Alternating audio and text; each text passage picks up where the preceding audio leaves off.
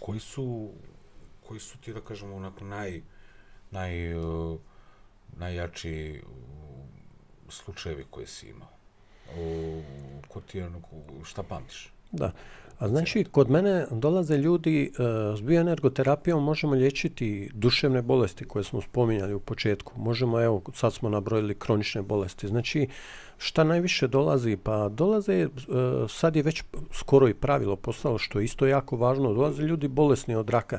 Nema, znači, nekog područja na kojem nismo radili. Ljudi koji nisu mogli imati djece dođu kod nas, prošli su sve šta nudi službena medicina i umjetnu oplodnju. Imali se hormona raznoraznih, ko zna šta sve. Gledajte, dobro, medicina, moramo biti jako fair i korektni. Ja, ako sam bolestan, prvo što ću napraviti, otići kod doktora da vidim što je, da mi napravi dijagnozu. To je jako važno. Znači, ja nisam od tih koji će reći jednu riječ protiv bilo kojeg vida liječenja. Sigurno nisam od tih.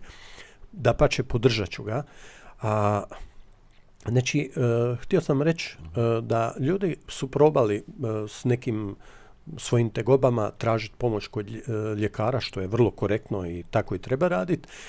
I nije došlo do željenog. Evo, uzeli smo za primjer ljude koji nisu mogli imati djecu. I što se desi? Dođu kod nas, mi napravimo seanse, prije smo radili 4 dana za redom, bioenergoterapiju, odu i sad u nekom periodu najbrže trudnoća se desila 2 tjedna iza mojih seansi, a kod nekih ljudi je trebao proći još neki veći, duži period, pa recimo godinu dana, još iza toga i došlo je do bremenitosti za trudnjenja.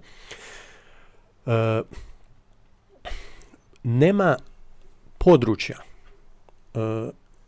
u kojem bioenergija ne može dati nešto. Ukoliko su neke stvari više naginju u energijama, tu su munjevita iscjeljenja. Ako je uzrok na energetskoj razini, ako je na fizičkoj, može i tamo, možda će duži period biti ili možda neće doći do tog krajnjeg o kojem govorimo iscjeljenja, onog apsolutnog ozdravljenja.